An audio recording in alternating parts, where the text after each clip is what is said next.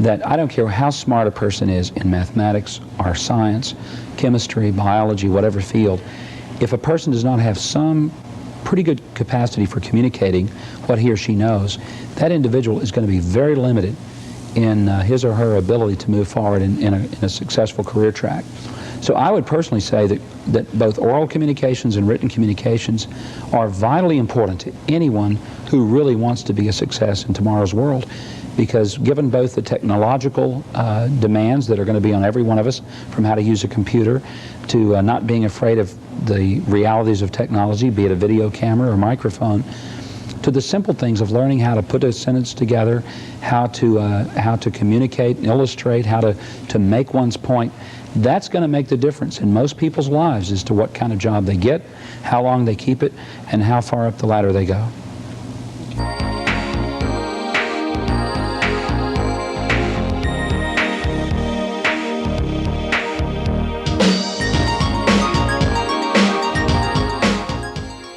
This is the SAU Report, a program featuring interviews with the faculty, staff, students, and alumni of Southern Arkansas University in Magnolia.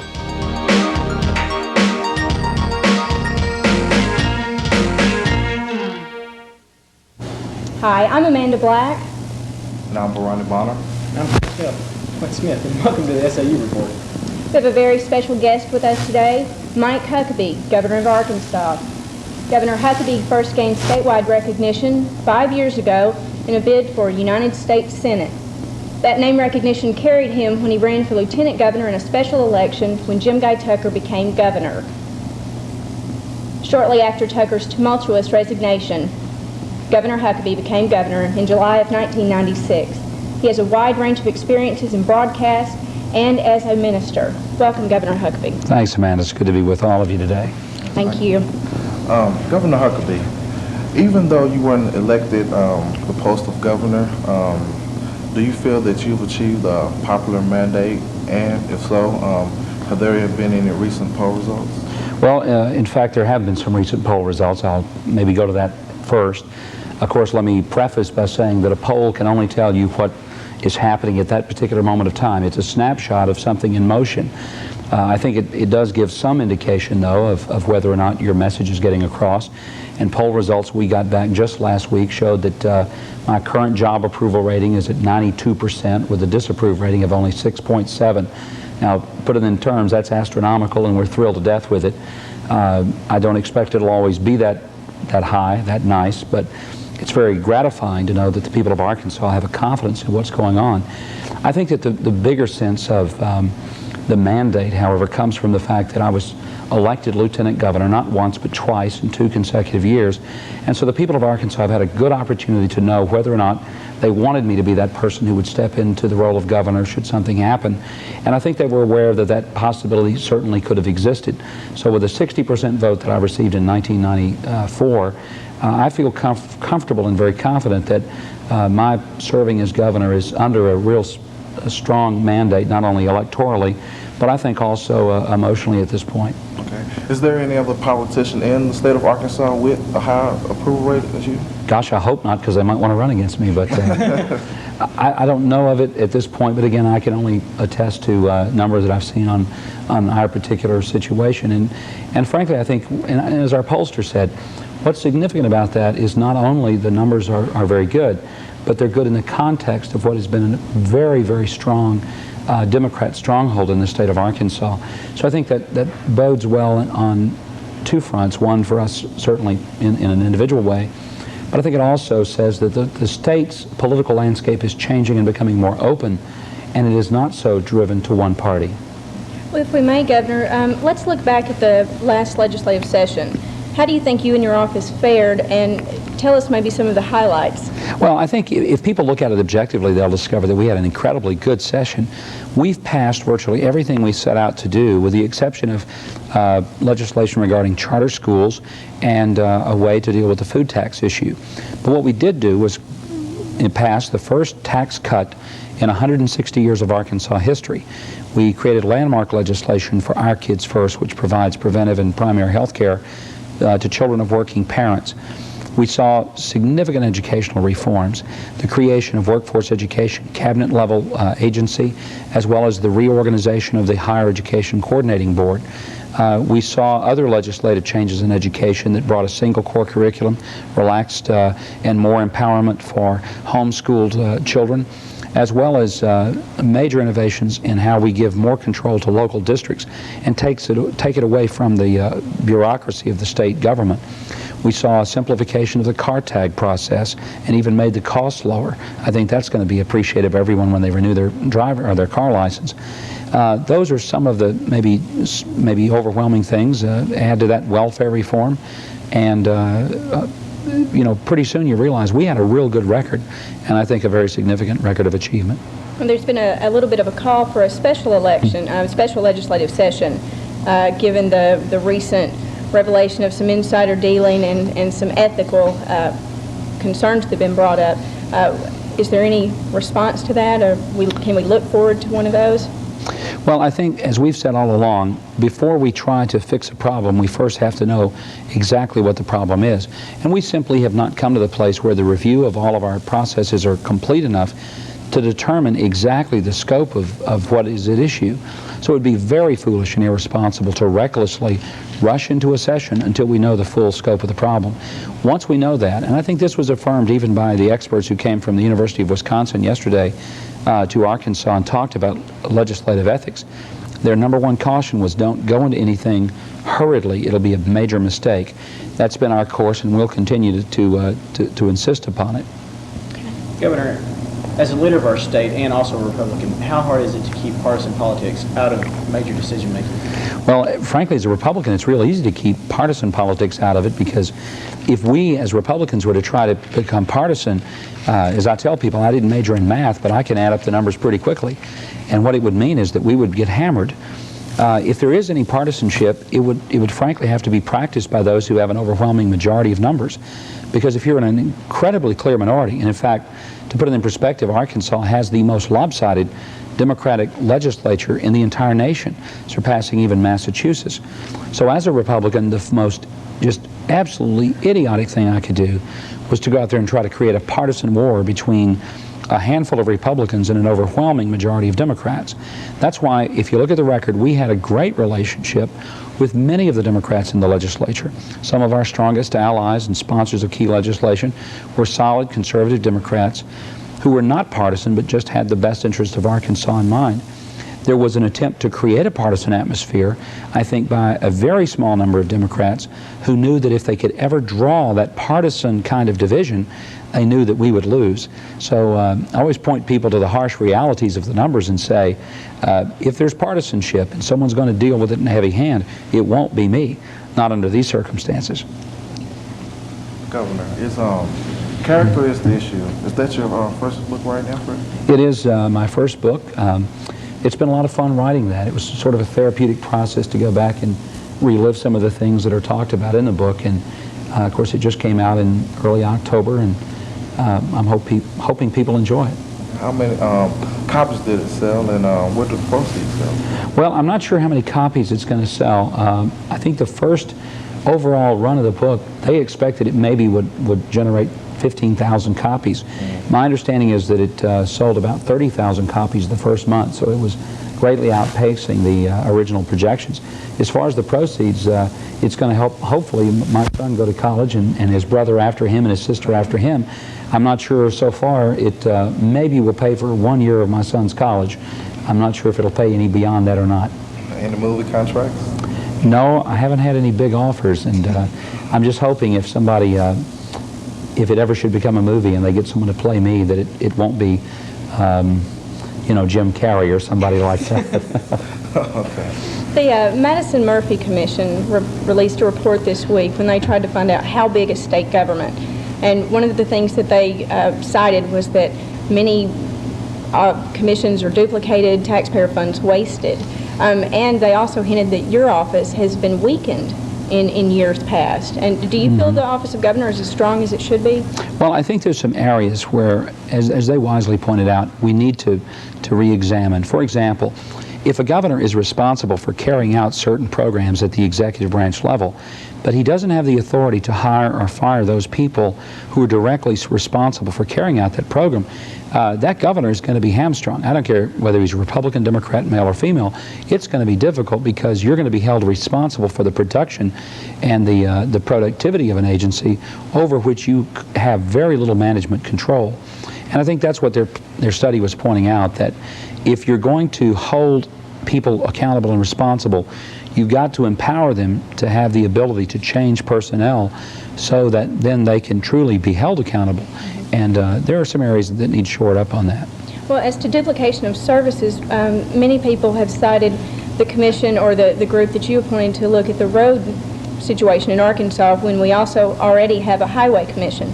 Can you give us a little more information on that? Well, sure.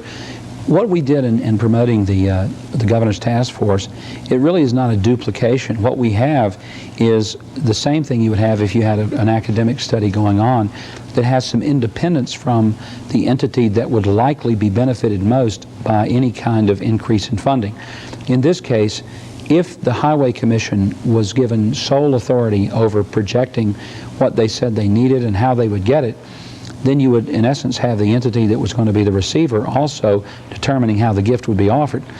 The independence of the governor's task force really gives them the ability to get figures not only from the Highway Commission, but also to get figures from academic sources, universities, to conduct their own, to find out are there independent groups who are willing to supply information, and then to compile all of that into a recommendation which will give us a picture not only just on highways, but on river and waterborne transportation, on air transportation, and on rail. Because if we don't look comprehensively at the transportation infrastructure and focus only on roads, we're going to be very short-sighted in our approach. Going back to roads, exactly what do you have planned for Arkansas roads and highways? And also, would there be any type of way to make the Ouachita navigable to help South Arkansas with a waterway? Well, let me address the Ouachita River issue. The Corps of Engineers is certainly looking at, and I think being encouraged by most of the industrial people across South Arkansas, to make sure that there's enough dredging going on to keep a good 9-foot river channel in the Ouachita. Without that, it can't be reliable as a source of navigable transportation that could move products back and forth. And I think that it's not really something that ought to be that controversial. Yes, there are a few people who are opposed to it on environmental grounds, feeling that it could be an environmental hazard. But I don't think that those who have looked at it truly objectively feel that a 9-foot channel and the dredging to do that is going to be disruptive to the overall ecology of the Ouachita. Now again, you know, there's going to be always controversy to some people on that, but the economic benefits without going in and eroding the bank shores of the river should be more than capable of handling that. As far as what our plan is on roads and highways, right now it's to let our commission and our task force work to share with us how can we best take the monies that are going to be available to us from the federal government, use our state monies wisely, effectively, and efficiently, and then determine what objective standard will we apply to build which roads. One of the things that has really created a cynicism among the public of Arkansas toward their highway program is that in the past they have felt, rightly or wrongly, but they have felt that roads were built not because we could say, here's a traffic count and here's the economic benefits of this road, but because this road was being built, it was in the district of a commissioner or somebody who was friends with someone who had power and prestige, maybe the friends of the governor. And I think that people have to know that their road dollars are going to be spent because these are the roads that need it the most, not because these are the roads that go in front of someone's property who happens to be politically well connected. Governor Huckabee, you have such a very strong background in broadcast media. I would just like to know, the numerous employees from the Arkansas Democrat Gazette, Texarkana Gazette, and broadcast media stations have been added to your staff. How has this helped or hindered you in your current role in state government? Well, first of all, a lot of the people that are on our staff, even from maybe previous news organizations, aren't all in our communications department. What I found is that often people who have a journalism background and who have worked in either a broadcast or a newspaper background, if they're good reporters, they're good gubernatorial staff members for this reason. They're used to taking on an assignment of looking at an issue that maybe they've never looked at before, researching it, being able to find out what is the real heart and essence of this issue, and be able to bring some kind of comprehensive and literate report to other people on that topic. Well, a lot of what a governor's staff does is frankly to take complex issues, deal with the details, try to condense all of the complexity of that down to something that can be contained in a couple of pages so that a governor or one of the cabinet members can be briefed, and then we can have at least a beginning look to know where we need to take the next step in making decisions on that issue. So frankly, I found that people with a journalism background are very valuable in the liaison positions. We do have a very competent communications staff, but I really don't think that our numbers of staff in communications is a great deal more, if any more, than the previous two governors. So when I get my degree, I can come look for you for a job. Well, actually, if you get your degree and have some experience out there in the field, you would be a very good candidate for working on the governor's staff, because I think those of us in government know that the qualities that you need in government are qualities that, frankly, are often very much a part of what good journalists, and let me define good journalists, rather than those who are just looking for muck and scandal, who want to get to the heart of the truth and find out what the truth is. That's a good journalist versus those who just want to say, let's see what the most embarrassing and the most sensational information is. In fact, those kind of people would have a very hard time making any government, because in government we're not looking for the sensational and the exceptional. We're looking for the kernel and the essence of the real truth so that we can get right down to the quick of an issue as soon as possible. There has been some debate over the validity of curriculums that focus on journalism and broadcast journalism. We have some programs at Southern Arkansas University, and with your background in broadcast, I guess what you're saying is that students would be well served by these programs. We're hoping for a plug for SAU. Well, I can tell you even a step further that I don't care how smart a person is in mathematics or science, chemistry, biology, whatever field, if a person does not have some pretty good capacity for communicating what he or she knows, that individual is going to be very limited in his or her ability to move forward in a successful career track. So I would personally say that both oral communications and written communications are vitally important to anyone who really wants to be a success in tomorrow's world, because given both the technological demands that are going to be on every one of us, from how to use a computer to not being afraid of the realities of technology, be it a video camera or microphone, to the simple things of learning how to put a sentence together, how to communicate and illustrate, how to make one's point. That's going to make the difference in most people's lives as to what kind of job they get, how long they keep it, and how far up the ladder they go. There's been some debate surrounding your appearances on AETN. A lot of folks are saying that you're getting, free airtime, and it's, you are going to run for governor. Well, again, correct? Right. How do you respond to those claims that you're receiving free airtime on publicly funded television? Well, the first way I react is with just almost uncontrolled laughter, because these same critics certainly were not unhappy or the least bit disturbed when my predecessor, Jim Guy Tucker, did a regular call-in program on AETN up through January of the election year when he ran for re-election in 1994. Not a single voice of discontent came from these same people. So it's pretty obvious that their discontent is not aimed at the availability of the airwaves, it's the availability of those airwaves to someone like a Republican governor that they don't personally want to see re-elected. So I think that shows the utter duplicity of their passion. Maybe that's the most polite way I can put it. But the second reality is that for those who say that, look, you get all this exposure, the other side of that coin is I'm really putting my entire career at risk every month when I sit down there with a very professional journalist named Steve Barnes, who is certainly not one who gives me any free shots or any sort of easy roads. And for one solid hour, without any editing, on live television, I take unedited and without any screening from my staff or anybody friendly to me, any question he throws at me, any question the callers throw at me, whether it comes across on voice telephone, by email, on a written message via phone, or from Barnes's own question box. So I think that, frankly, I think public discussion And having public officials answer to the people they work for and people to whom they answer is a very good way that government ought to function. You know, the same people who complain about me being on AETN would probably say that I was hiding from them and not being willing to face the public if I didn't make regular appearances. So I think that the people of Arkansas, other than that small little group out there making those comments, they're not brain dead. They really are pretty smart, and they know what the reality is, and that is their governor is going on the air every month answering their questions and basically becoming very vulnerable because I'm asked questions that are sometimes pretty doggone controversial. So I think it's as risky a move as it is anything. Could you update us on any of the most recent events surrounding the debate between you and the Attorney General?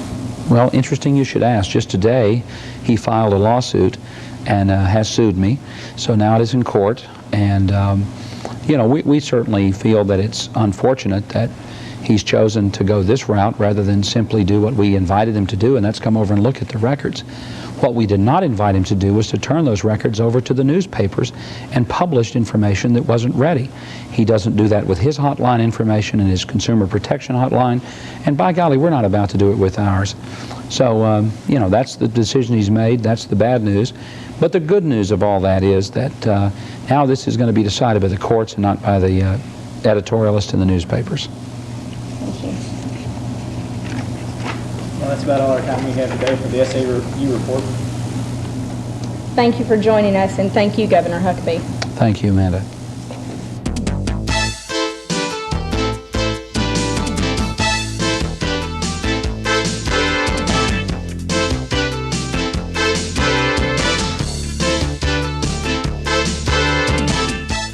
The SAU Report is a production of broadcast journalism students in the Department of Theater and Mass Communication at Southern Arkansas University in Magnolia.